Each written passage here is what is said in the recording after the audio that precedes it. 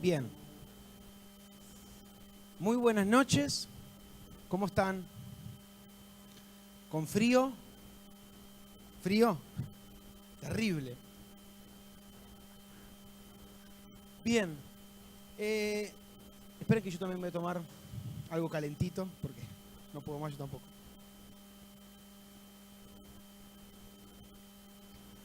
Bueno, les comentaba que hoy a la mañana tuve también el honor de poder compartir una palabra con nuestros hermanos en Calzada. Y Dios es grande, realmente Dios es grande, Dios es precioso.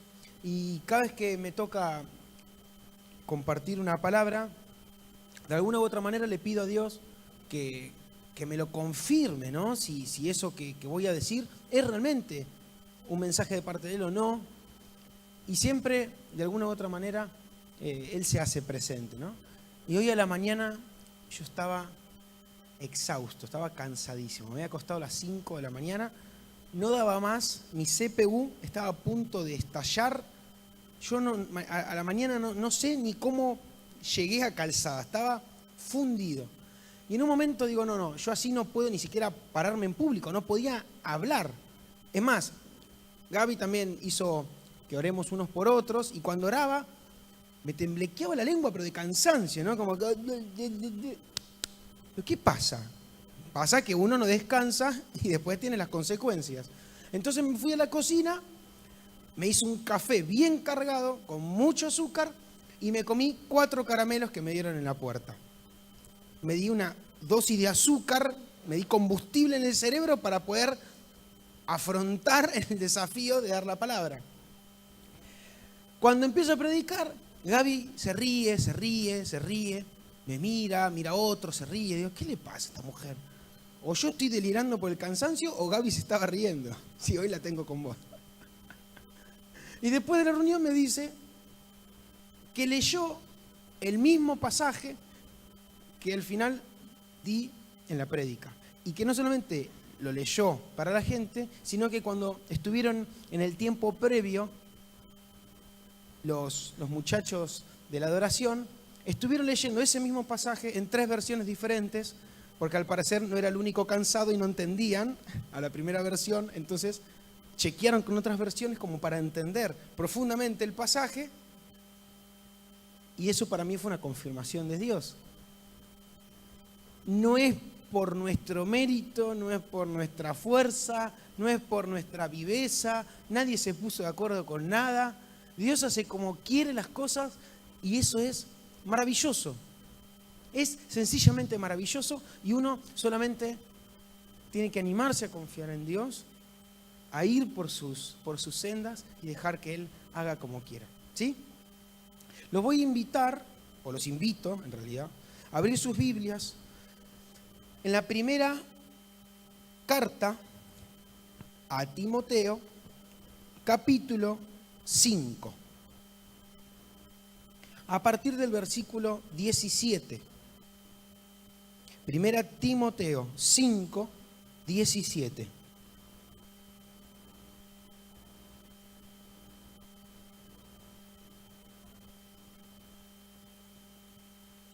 Hoy dormí la siesta, así que creo que la lengua no se me va a trabar tanto. Si no, me traen un café y me lo tiran en la cara, caliente, cosa que me despierte. Y sin azúcar, por favor. Gracias.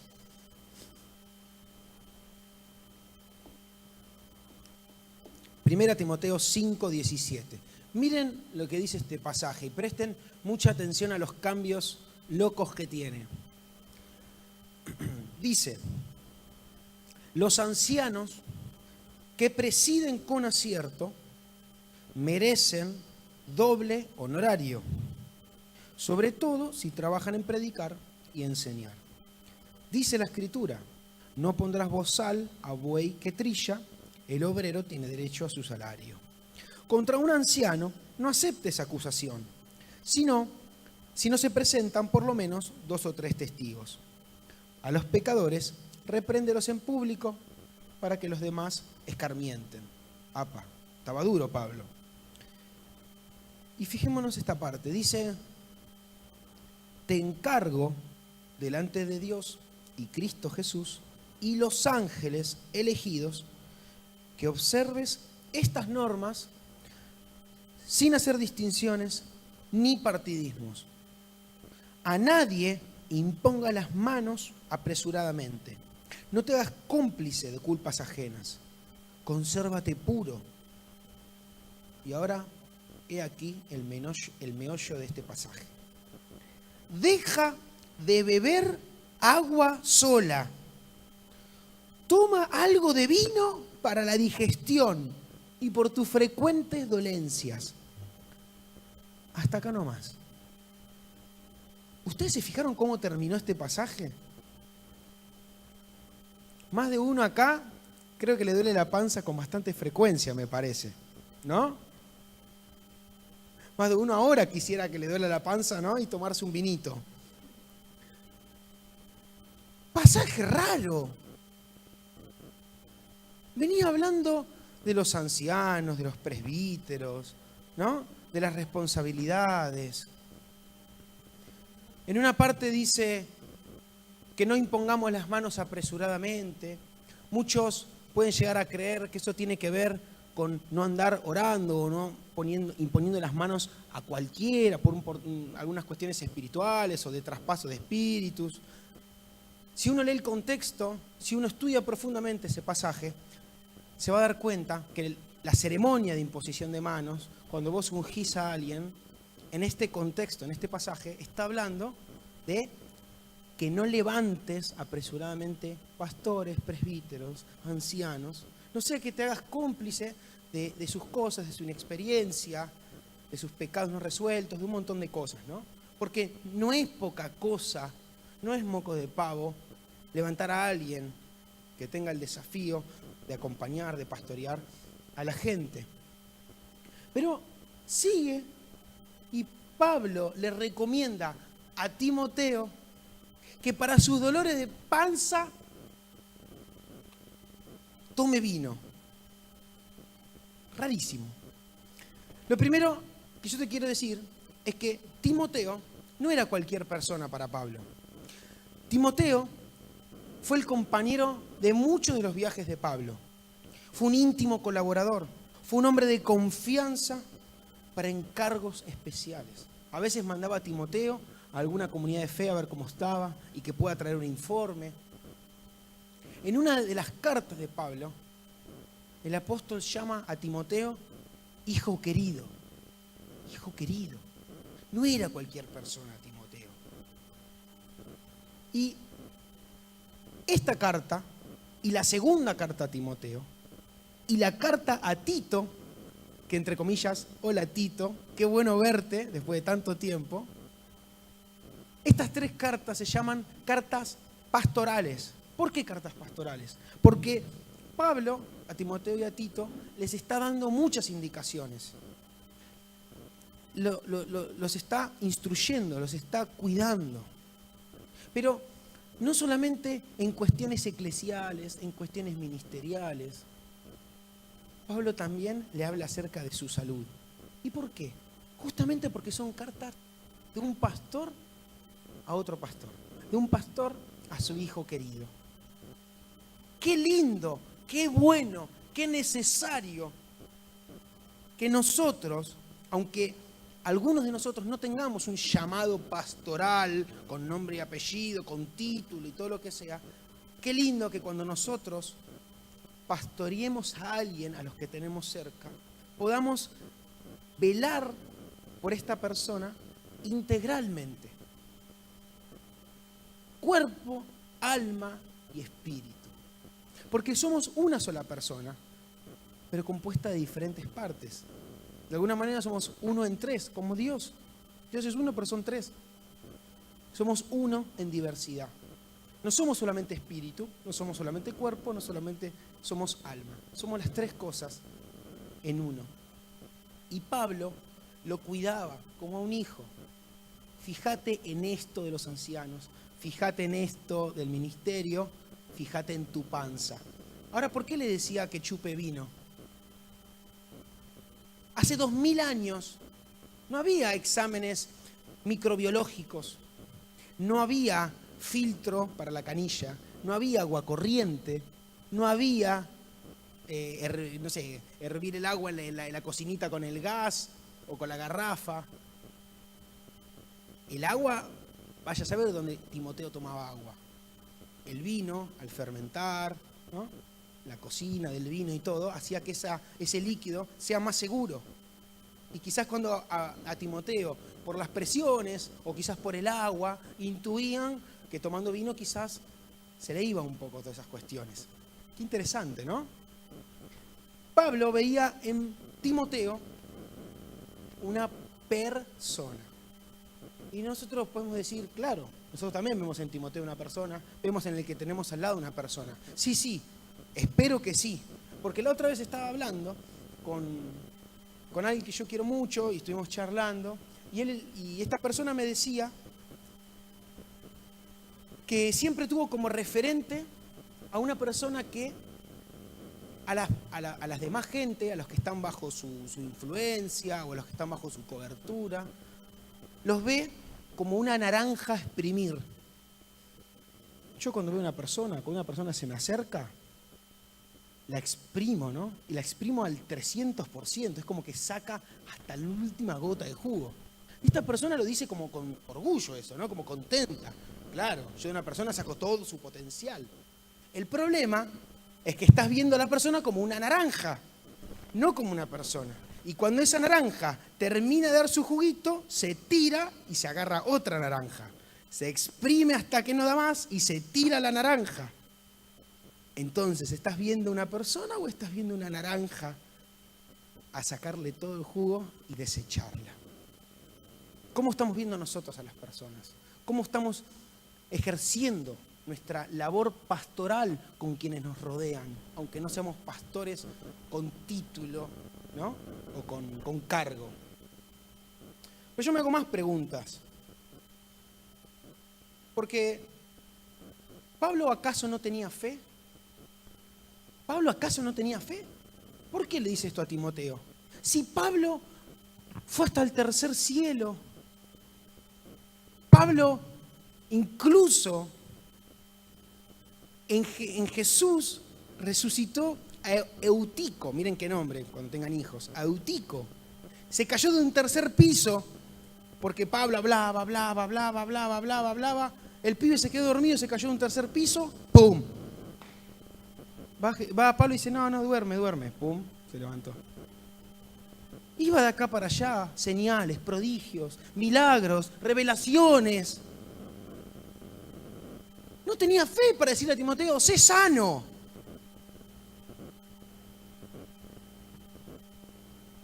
¿Saben? Lo que yo creo es que la fe y el sentido común no se chocan. La fe y el sentido común no se chocan.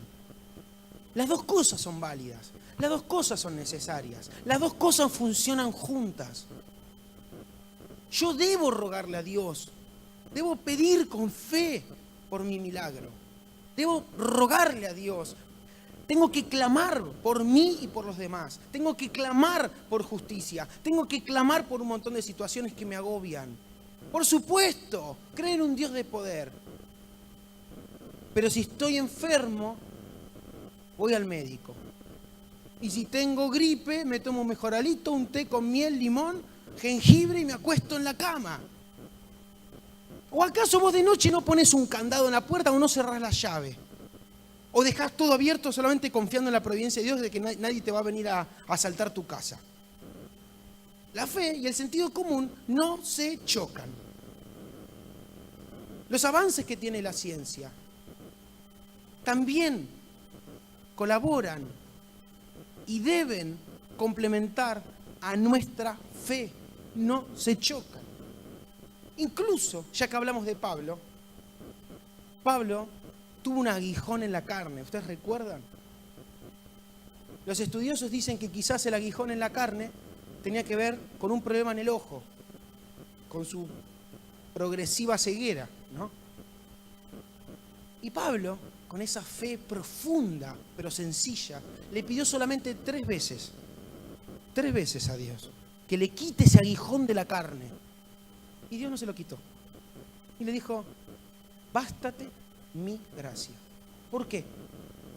Porque mi poder se perfecciona ¿en dónde? En la debilidad. Mi poder se perfecciona en esa debilidad. Mi poder se hace presente. Y como dijimos, que la fe y la ciencia no te chocan, que la fe y el sentido común no se chocan. Cuando tenemos una gripe, tomamos un mejoralito o tomamos un té con miel. Cuando vamos a dormir, cerramos con llave nuestras puertas. También nosotros debemos atender a ciertas enfermedades modernas que nos acechan, que nos atacan. No es que en otra época no habían, pero en esta época como nunca estamos en presencia de algunas enfermedades que quizás no las notamos, que quizás son silenciosas, que quizás pasan desapercibidos, que quizás intentamos solucionarlas de otras formas y nos vamos cayendo en un pozo, nos vamos sumiendo en un camino cada vez más oscuro, en el cual nos sentimos cada vez más solos. Depresión, angustias profundas, ansiedades, ataques de pánico. Son las enfermedades de este tiempo. Y claro, ¿cómo no vamos a andar sufriendo esas cosas? Si el mundo es cada vez más injusto, si recibimos presiones de todos lados, presiones económicas, diferencias familiares. Voy a romper todo. ¿Cómo? ¿Cómo no vamos a sufrir estos embates? Necesitamos que Dios nos libere, necesitamos que Dios nos cuide, pero también necesitamos la ayuda de un profesional.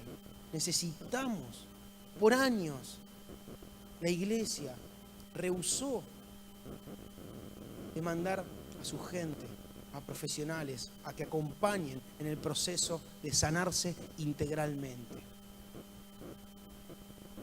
Debemos ayudarnos y ayudar a los demás.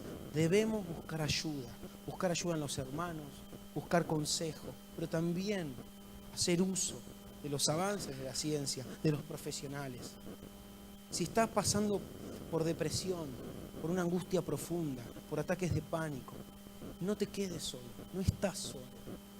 Como nunca hay suicidios por todos lados. Hace poquito fui a Ushuaia y es el lugar con más suicidios quizás del país. Es más, hay un famoso puente amarillo donde van directamente a suicidarse. Están viendo cómo vallarlo porque ya es una cosa que no tiene freno. La semana pasada en Colombia, una mujer se tiró de un puente con su hijo de 10 años. Que no hubo nadie que la escuchó antes. No hubo nadie. ¿Qué pasa por la mente de alguien así? ¿Es culpa de ella?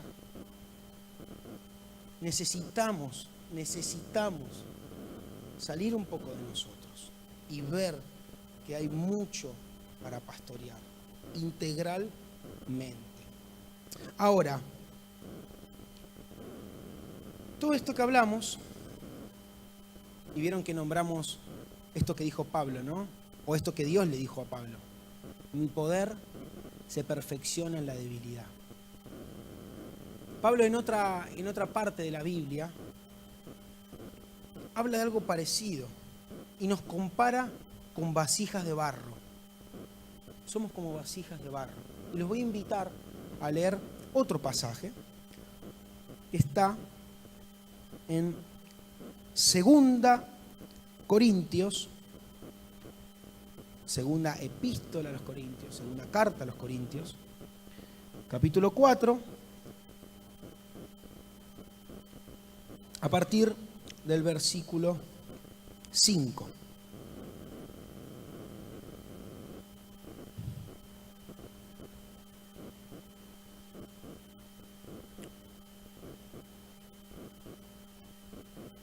¿Lo tienen? Bien. 2 Corintios 4 a partir del versículo 5. Dice: no nos anunciamos a nosotros mismos, sino que que anunciamos a Jesucristo como Señor. Y nosotros no somos más que servidores de ustedes por amor. Y esto es maravilloso. Y es lo que justamente leyó Gaby hace un ratito. El mismo Dios que mandó a la luz brillar en las tinieblas es el que hizo brillar su luz en nuestros corazones, para que en nosotros se irradie la gloria de Dios, como brilla en el rostro de Cristo. Este tesoro lo llevamos ¿en dónde? En vasijas de barro, para que se vea bien que ese poder extraordinario procede de Dios y no de nosotros. Por todas partes nos aprietan, pero no nos aplastan. Andamos con graves preocupaciones, pero no desesperados. Somos perseguidos, pero no desamparados. Derribados, pero no aniquilados. Siempre y a todas partes llevamos en nuestro cuerpo los sufrimientos de la muerte de Jesús, para que también en nuestro cuerpo se manifieste la vida de Jesús. Continuamente nosotros, los que vivimos, estamos expuestos a la muerte por causa de Jesús, de modo que también la vida de Jesús se manifieste en nuestra carne mortal. Así la muerte hace su obra en nosotros, pero en ustedes la vida. Pero como poseemos el mismo espíritu de fe, conforme a lo que está escrito, creí y por eso hablé, también nosotros creemos y por eso hablamos, convencidos de que quien resucitó al Señor Jesús, nos resucitará a nosotros con Jesús y nos llevará con ustedes a su presencia. Todo esto es por ustedes, para que al multiplicarse la gracia entre muchos, sean también numerosos los que den gracias para gloria de Dios. Precioso pasaje. Vasijas de barro. ¿Saben qué? Las vasijas son imperfectas, pero son hermosas y muy útiles. Aguantan tremendas temperaturas, pero se quiebran al menor golpe. En mi casa, yo tengo una olla de barro que la compré en un viaje a Jujuy, que hice con mi trabajo. Me había salido 70 pesos, así que me puso más contento el precio que la olla. Y es hasta el día de hoy que la uso. La uso para todo. Pero la tengo que cuidar, la tengo que vigilar con 20 ojos, porque tengo 2 nenes chiquitos y un gato. Al menor golpe se resquebraja. Ahora, vos la pones al fuego, la pones a las brasas, la pones arriba de un volcán en erupción y se aguanta lo que venga. Vos decís, qué paradoja, ¿no? Buenísima la olla de barro. También tengo 4 vasos de barro que los compré en otro viaje. Ahora, los vasos de barro no se curan de la misma manera que una olla de barro, porque si no, si yo al vaso de barro le mando grasa de vaca o le mando manteca, es como si después cuando tomo agua me estuviera tomando un mini guiso, un asco. ¿Qué pasa? A mí nadie me había contado que los vasos de barro había que curarlos. Entonces la primera vez que me serví agua, empecé a tomar y antes que llegue la primera gota a mi boca, el vaso ya había tomado todo el agua y había hecho pis. Me chorreó todo el agua. Se me pasó por todos los poros el agua. Digo, no, ¿qué es esto? Una locura. Me puse a investigar, digo, ¿cómo se cura esto? Según los sabiondos, y lo digo entre comillas, había que dejarlo entre 12 y 24 horas sumergidas en agua. Los más exagerados, 4 días. Yo lo dejé 4 días. 4 días en un balde sumergido en agua. ¿Por qué? Se supone que los poros se llenan de agua, todo bien, y lo sacás del agua, te servís un vaso de agua y tomás el agua más rica en su vaso. Pasaron los 4 días, sirvo el agua y me vuelvo a enchastrar todo. Así que los tengo como una artesanía, como si fueran algo lindo, una decoración de la casa, pero no les puedo, si vienen a mi casa no les puedo ofrecer agua en esos lindos vasos. Imperfectos, pero lindos. ¿Por qué Pablo dice esto? Porque somos frágiles, pero tenemos algo maravilloso. Dios decidió poner en nosotros un gran tesoro. ¿Y cuál es ese tesoro? El Evangelio de Jesús, las buenas noticias de Jesús. Decidió poner en vos el Evangelio, las buenas nuevas de liberación, de justicia, de gozo y de paz. ¿Qué decía el pasaje que leímos? Que nos iluminó el Dios, el mismo Dios que puso la luz en las tinieblas. Ese mismo Dios puso su luz en vos, esa luz que brilla en el rostro de Jesús. Pero la puso con un propósito. La puso para que irradie, para que salga, para que contagie, para que vaya, para que abrace, para que influencie, para que recorra todo lo que toque. Su luz, su tesoro, está contenido en estas vasijas de barro, pero tienen que irradiar. Nosotros recibimos esa luz para que otros puedan iluminar su camino. Nosotros somos liberados para liberar a otros. Nosotros somos bendecidos por Dios para bendecir a otros. Nosotros somos prosperados por Dios para prosperar a otros.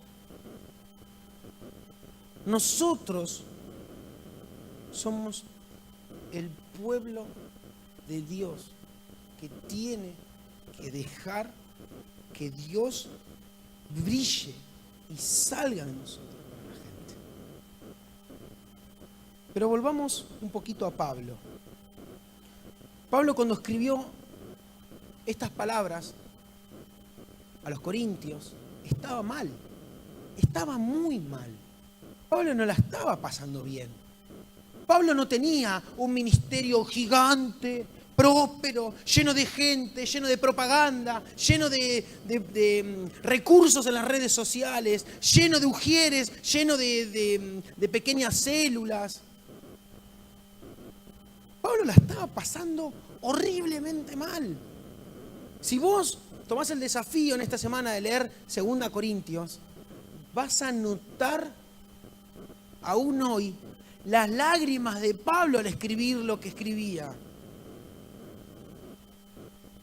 Pablo, al parecer, les escribió una primera carta y no resultó. Mandó a Timoteo a hacer como un viaje exploratorio, vino con malas noticias. El mismo Pablo viajó, lo trataron pésimo en una reunión, se armó una batahola gigante, se tuvo que ir. Iba a otro lugar y lo apedreaban. ¡Qué ministerio el de Pablo! Escribía con lágrimas. Sin embargo, tenía una fe inconmovible. Tenía una fe que lo hacía mantenerse a flote. Tenía una fe que lo hacía estar por encima de todas esas cuestiones. Al punto de escribir esto maravilloso que estuvimos leyendo. Dice, por todas partes nos aprietan, pero no nos aplastan. Andamos con graves preocupaciones, pero no desesperados. Somos perseguidos, pero no desamparados. Derribados, pero no aniquilados. Miren cómo esta persona permitió que la luz de Jesús irradie, que esa luz traspasó 2000 años hasta nuestros días y nosotros seguimos siendo bendecidos por su palabra. Seguimos siendo aconsejados por Él. Esas cartas pastorales son también para nosotros. Las debemos apropiar, las debemos estudiar, las debemos poner en práctica. Y yo me pregunto, entonces, ¿podemos nosotros ministrar, servir, amar, siendo que estamos pasando por dificultades? Mi respuesta en esta noche es que sí, que por supuesto que sí. Ay, ¿cómo voy a servir a Dios si mirá mi condición?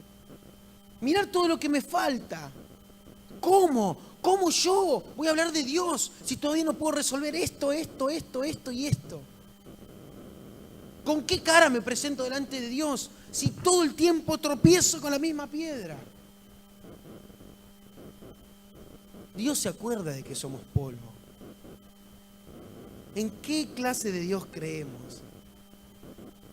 Creemos, yo por lo menos, creo en un Dios de amor, en un Dios de gracia, de misericordia, un Dios justo pero tierno. Un Dios justo pero tierno. Nosotros somos el pueblo de la esperanza contra esperanza. Somos el pueblo que da de sí lo que es y lo que tiene, no lo que le sobra.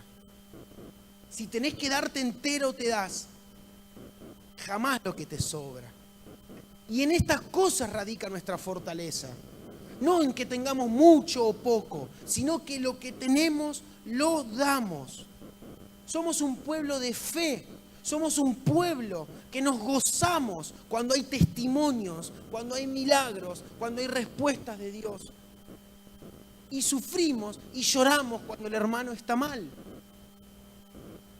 Pero mi mensaje, aún sin entender, por supuesto sin entender todos los misterios de Dios y sin entender cabalmente el problema del sufrimiento, yo vengo a decirte de parte de Dios que en medio de tu dolor, en medio de tus faltas, en medio de tus supuestas imposibilidades, vos podés bendecir a muchos, podés liberar a muchos, si permitís que esa luz de Jesús irradie, que ese tesoro, Dios ya sabe que somos de barro. Nosotros somos el pueblo de la esperanza contra esperanza. Y esa es nuestra fortaleza en medio de los tiempos. Y esta fortaleza es la que nos mantiene firme y adelante en medio de tantos embates. No estamos solos porque Dios está con nosotros. Y no estamos solos porque nos tenemos a nosotros. Y no estamos solos y la gente no debería estar sola si nosotros decidimos mirarlos, abrazarlos, salir un poco de nosotros y que esa luz contagie, llegue, ilumine, muestre el camino. La luz no se esconde, la luz se pone en alto. Se pone en alto. Pablo la ponía tan alto, pero tan alto, que llegó a decir que él llevaba o anunciaba la muerte de Jesús por todos lados. Claro, se sentía todo el tiempo al borde de la muerte. Se sentía todo el tiempo a punto de morir. Porque padecía hambre, persecución. Pero jamás quedó derribado. Porque sabía en quién confiaba. Por eso, mis hermanos y hermanas, yo les pido que hagamos una oración y que renovemos nuestro voto de amor y de confianza a este Dios en el cual creemos.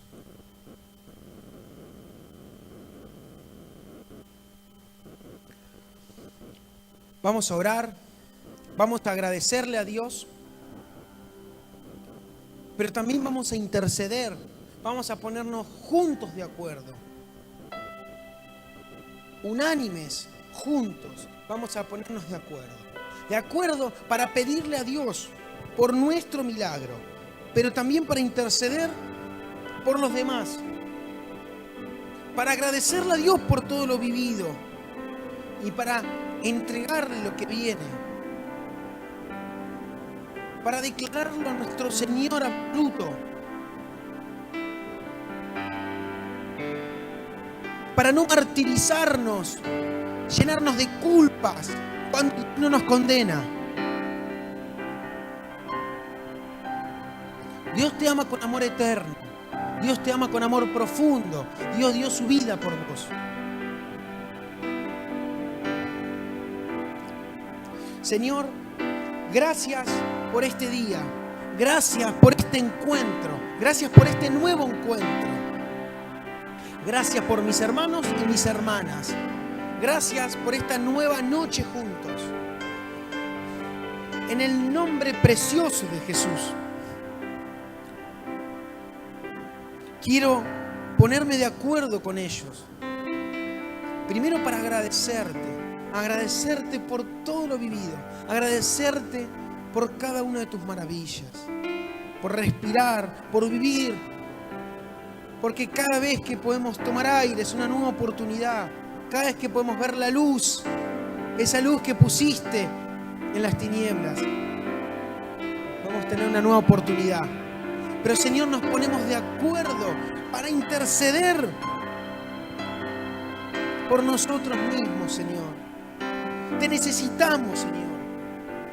Te ruego en el nombre poderoso de Jesús que vos te hagas grande, que vos te hagas poderoso, que vos, Señor, te hagas fuerte en nuestras debilidades, que vos te hagas fuerte y que vengas y nos rescates y vengas a tiempo con tus milagros, con tu justicia liberadora, con tu paz y tu fe que nos mantienen a flote. En el nombre poderoso de Jesús. Señor, Espíritu Santo, llena a cada uno de mis hermanos, abrazalos, cuidalos, bendecilos, atravesá su historia y en el nombre poderoso de Jesús. Los desatamos de todo tipo de maldición, los desatamos de todo tipo de atraso, de todo tipo de oscuridad. Se rompen las cadenas en el nombre de Jesús, en el nombre de Jesús. Y le damos lugar a la fe y al Espíritu Santo para que obre, para que la luz de Dios entre e irradie y contagie a muchos. En el nombre de Jesús. Señor, que sea tu presencia como un río de agua viva en nuestras vidas, que traiga vida, liberación. Pero Señor, queremos también pedirte por nuestros hermanos, por quienes nos rodean, Señor. Misericordia. Clamamos por nuestros hermanos y hermanas. Clamamos por nuestras familias. Clamamos por nuestros trabajos o por la falta de ellos. Clamamos para que te hagas presente. Clamamos, Señor, para que te hagas poderoso en medio, Señor, de nuestras angustias y de quienes nos rodean. En el nombre de Jesús, en el nombre poderoso de Jesús. Trae la libertad a las mentes, libertad a las vidas, a los corazones. Trae libertad, trae verdad, trae justicia. Abrí camino, allaná el camino, Señor.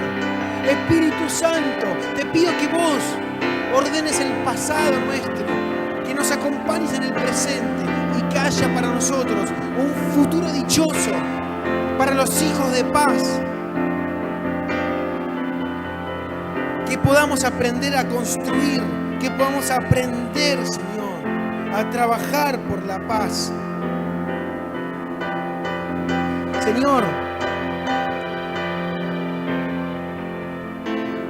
en el nombre de Jesús, te pido que tu amor, Señor, nos llene para amar a otros.